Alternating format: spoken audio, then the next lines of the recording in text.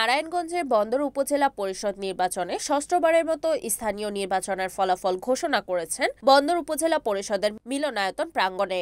বন্দরে 5টি ইউনিয়নে 54টি কেন্দ্রে অত্যন্ত শান্তিপূর্ণ পরিবেশে ভোট গ্রহণ অনুষ্ঠিত হয়। মোট ভোটার সংখ্যা ছিল 1,31,564 জন। তবে 45.85% ভোট পড়েছে বলে কেন্দ্র ঘুরে জানা যায়। বুধবার বেসরকারিভাবে নির্বাচনের ফলাফল ঘোষণা করেন জেলা রিটার্নিং অফিসার। পুরুষ ভোটার 66,500 জন ও মহিলা ভোটার সংখ্যা 64,062 জন। প্রাপ্ত ফলাফলের স্বতন্ত্র চেয়ারম্যান প্রার্থী আনারস প্রতীকের মোহাম্মদ মাকসুদ হোসেন 29,873 ভোট পেয়ে নির্বাচিত হয়েছেন। নিকটতম প্রতিদ্বন্দ্বী স্বতন্ত্র চেয়ারম্যান প্রার্থী চিংড়ি মাছ প্রতীকের সাবেক দ্বিতীয়বারের উপজেলা চেয়ারম্যান আতাউর রহমান মুকুল 12,622 ভোট পেয়েছেন। তৃতীয় স্থানে রয়েছেন বন্দর উপজেলা আওয়ামী লীগের সভাপতি দুয়াত কলম প্রতীকের স্বতন্ত্র চেয়ারম্যান প্রার্থী বীর মুক্তিযোদ্ধা এম এ রশিদ। অপরদিকে উপজেলা ভাইস চেয়ারম্যান প্রার্থী মাইক প্রতীকে আলমগীর হোসেন 17,606 পেয়ে বেসরকারিভাবে নির্বাচিত হয়েছেন। তার নিকটতম প্রতিদ্বন্দ্বী প্রার্থী উড়োজাহাজ প্রতীকে জেলা জাতীয় পার্টির সভাপতি ও সাবেক vice chairman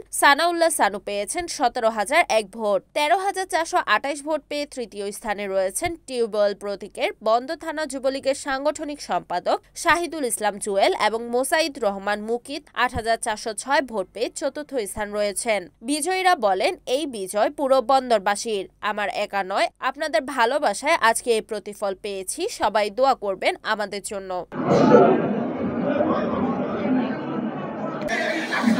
M A Rashid দুয়াত কলম প্রতীকে উনি পেয়েছেন 14,838 14,838।